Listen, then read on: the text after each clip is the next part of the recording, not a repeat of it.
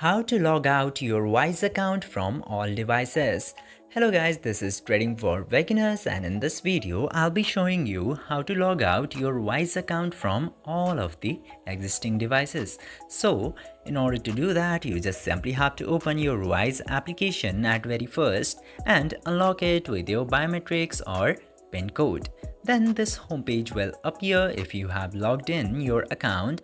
Now you just simply have to tap to this profile picture icon into the top left side.